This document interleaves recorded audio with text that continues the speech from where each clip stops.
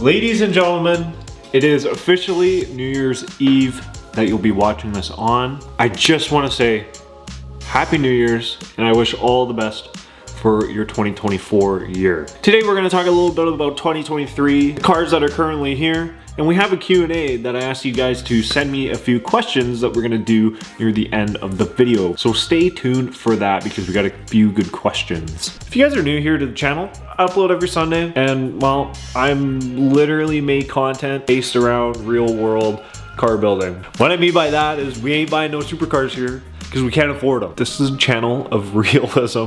Make sure to subscribe. Normally every year I make one of these videos. Last year I actually didn't in 2023. I normally talk about what I'm gonna do for the year, and well, it literally never happens. So 2023 did not get one of these. We did so much. We went to all these car shows. I've been living here back at the Mazda house for a year, and it's just been an awesome year. We got the Mazda Speed 3, we got rid of the MAZDA. Lots of things happened. So, it wasn't a year where, nothing really moved. And we also acquired a new car, the little old Mazda MX-3, which we will get to in a second. So while I'm not gonna tell you guys my exact plans or what I'm thinking of doing, because to be honest, they might not be true, we're gonna go through each and every one of the cars, and I'm just gonna tell you about, kind of where they stand and maybe what to expect throughout 2024. The Mazda MX-3 has only been here for about 3 months. I picked it up really cheap and I towed it home just because it has the KLZE V6 motor in it, which you can only get from Japan, so it's quite rare. Now with the Mazda 3 looking to be a little bit of a show car build, I do miss driving cars, and I mean driving them. So with that being said, I did pick this up with intentions of being a driving car, but I also don't know how long I'm gonna keep it.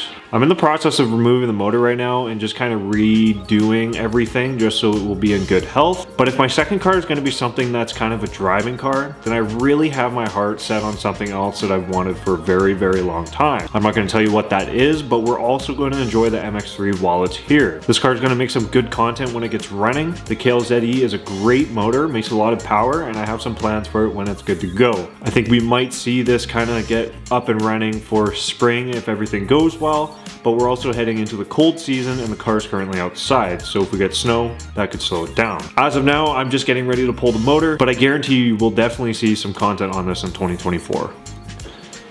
The beater?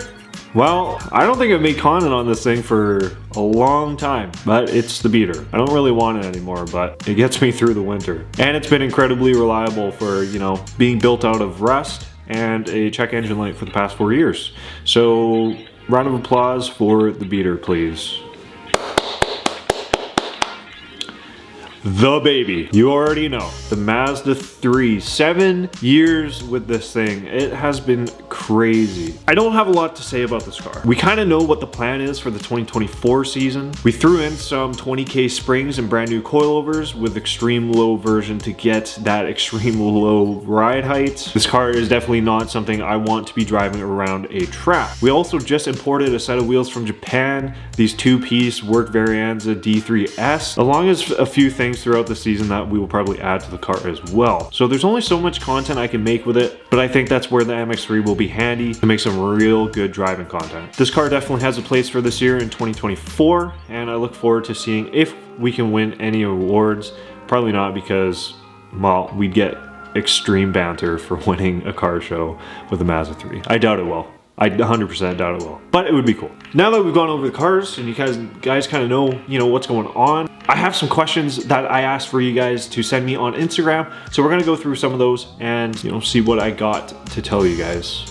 Our first question here is, what inspired your life of car? Now it's funny because I've always played racing games when I grew up, but coming around the time when I was getting my license, I was actually making video game content on YouTube. Then I got the Mazda 3 as my first car, and I was just about to get my license as I started doing a few things to it, as well. It only planned to be my A to B daily driver, and I was gonna get some wheels from the wheel shop, some ugly wheels. Then I uploaded my first video, which was footwell LEDs, and it took off. This was my first big video on YouTube. I don't think I was ever in line to, buy these cars or do anything that I was doing these days. But then it just kind of happened and it landed in my lap, and it was something that I kind of enjoyed It was one of those things I didn't know about until I started doing it, and I realized how much I enjoyed it.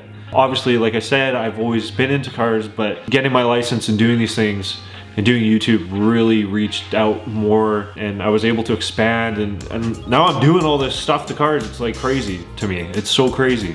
Next question here. Out of the cars in the group chat, which one would you actually want to own?